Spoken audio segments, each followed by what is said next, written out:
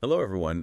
Today's chess puzzle It's all about. is all about positional awareness, and we've got a fascinating setup here. And for those new to chess notation, we'll explain the position as we go along. Sounds good. So White's bishop is sitting pretty on c5, Okay. with a pawn standing strong on e4. Mm. Over on a3, we've got a knight ready for action, Yep. and another pawn holding down c3. I see. White's queen is poised on e3, with a knight backing it up on f3, Okay. protecting the king side. We have pawns on h3, f2, and g2. Got it. White's rooks are on d1 and e1, Okay. and the king is safe on g1. All right.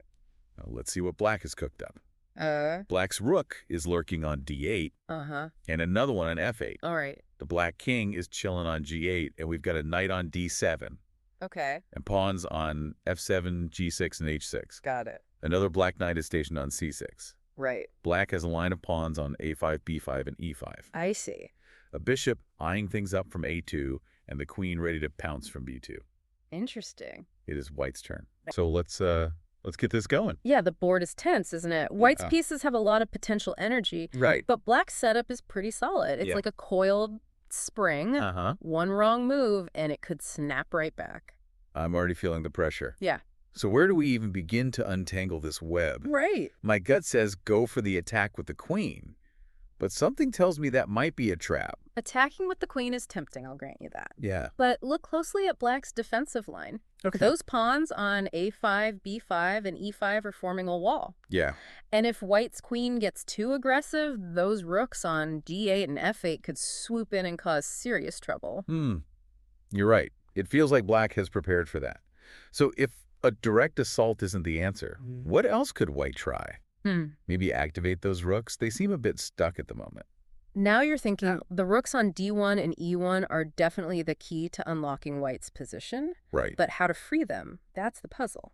Okay, let's look for some clues. What about a sacrifice? Could that shake things up and create some opportunities? Sacrifice is always a possibility in chess, Right. but it has to be calculated. Of course, yeah. You don't want to give up material without a clear gain. Right. Now, if we consider sacrificing a rook, Hold on, I think I see something. what is it? What if white sacrifices the rook on d1 to lure black's bishop out? Then the other rook can slide over to b1, trapping the bishop. Excellent observation. That's exactly the line of play white should pursue. It's a Right. brilliant combination of tactics and positional play. So the answer is white rook d1 to b1, Okay. black bishop a2 to b1, Okay. white rook e1 to b1, Right? black queen b2 to a2, Yep. white bishop c2 to b3, Okay. black queen a2 to b1, I see. white knight a3 to b1. There you go. This isn't about checkmate, Okay. but about gaining a superior position. Let's break it down. Okay. White starts with rook d1 to b1, forcing black's bishop to capture on b1. Right. White then brings their other rook to b1, trapping black's bishop. Oh. This creates what we call a battery. Oh, okay. The rook and queen are lined up, putting immense pressure on black's queen. I see. Black tries to wriggle free by moving their queen to a2, but white develops their bishop to b3, adding even more pressure. Right. Black is forced to move the queen again to b1, and finally white develops their knight to b1, further strengthening their control over the board. So by sacrificing a rook, white has gained a powerful advantage.